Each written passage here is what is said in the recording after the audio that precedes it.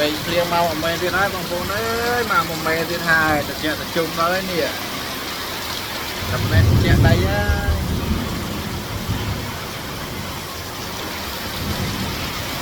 một cát đánh lớn là nó cái nào sao mình vào rồi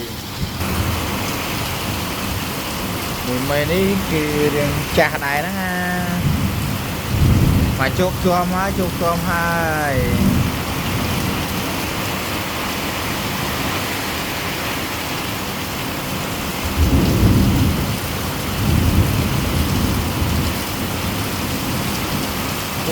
chỉ mới pring nữa rung mấy cái pring nó rung mấy cái đôi khi mình thua thế nào cô lo pring nè